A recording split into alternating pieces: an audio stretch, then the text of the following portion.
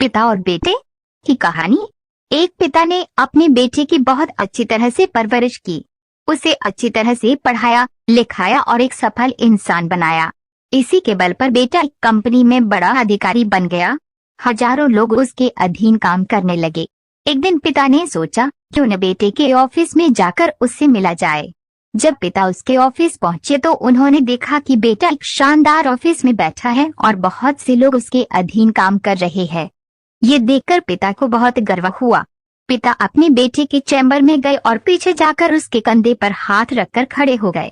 इसके बाद पिता ने अपने बेटे से पूछा, इस दुनिया का सबसे शक्तिशाली इंसान कौन है? बेटे ने पिता को बड़े प्यार से हंसते हुए कहा, मेरे अलावा कौन हो सकता है पिताजी। पिता को इस जवाब की आशा नहीं थी। उसे विश्वास था कि उसका बेटा गर्व से कहेगा, पिताजी इस दुनिया के सबसे शक्तिशाली इंसान आप हैं, जिन्होंने मुझे इतना योग्य बनाया। बेटे का जवाब सुनकर पिता की आंखें भर आईं। वो चैम्बर के गेट को खोलकर बाहर निकलने लगे।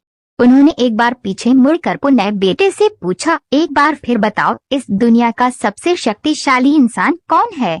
पुत्र ने इस बार कहा, पिताजी आप हैं इस दुनिया के सबसे शक्तिशाली इंसान। पिता ये सुनकर आश्चर्यचकित हो गए।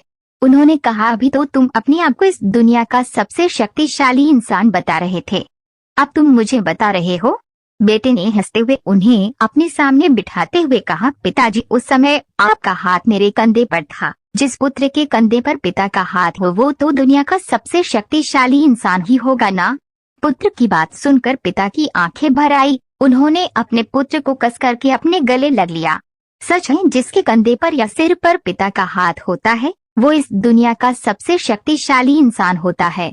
Life management. हर पिता चाहता है कि वो अपनी संतान को अच्छे से अच्छी शिक्षा प्रदान करे ताकि वो भविष्य में कुछ बन सके। बदलते समय में देखने में आता है कि काबिल होने पर संतान ही अपने पेरेंट्स के साथ ठीक से व्यवहार नहीं करती बल्कि अपमानित भी करती है।